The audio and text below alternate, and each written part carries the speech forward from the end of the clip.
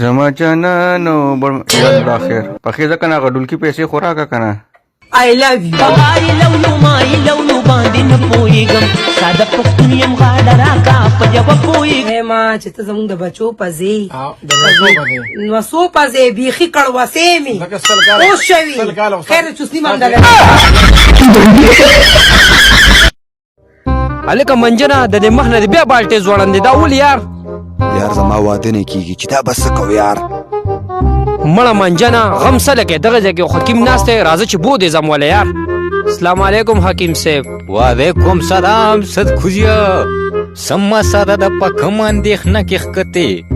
حکیم صاحب ته ګوره 150 کالو ته مې عمر ورسېده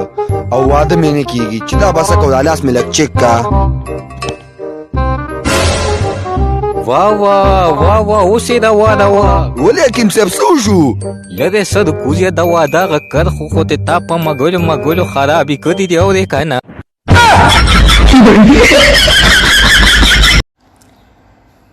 یاره غریبانان دپاره سکول جوړیږي لږ امداد وکئ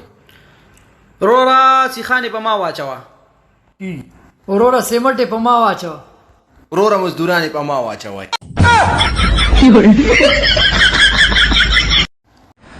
السلام علیکم وعلیکم السلام څه نوم دې دی او کوم ځای سره تعلق ساتئ زما بنډلي نوم دی او د ګیدړو کلي سره تعلق ساتم تاسو ما ته ووایئ چې تاسو په ژوند کې داسې غټه کارنامه کړي او ډېره غټه کارنامې مې کړې د پېښور نه د کراچۍ بس ته وختم او کراچۍ ته لاړم کوتې نشم دی بس نه واپس پکې پېښور ته رالم ولې هلته ته لاندې لیوني سپي ولاړو زه څوک یې غفوره یمه څه چل دی مور دې شته کور کې واده کړې ده نه لا پیغله ده دا دې تا څه شی لرکو استاد و اما چې دې لرکو دا څه شی دی چې پوهېږې نه نو ګاډی لا لسله کولا وای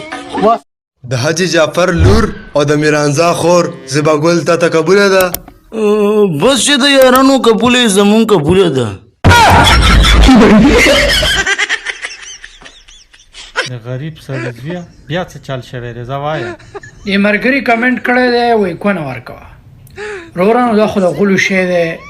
زه بیا غول پسه کوم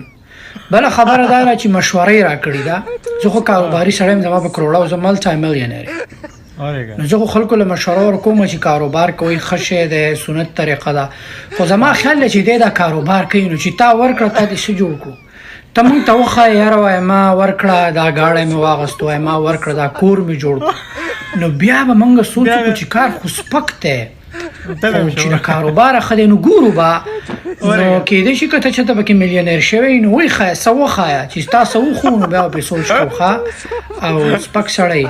ستا پلار هم سپک دی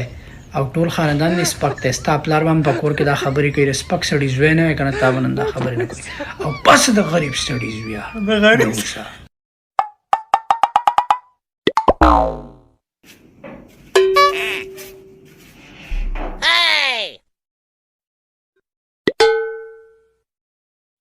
no.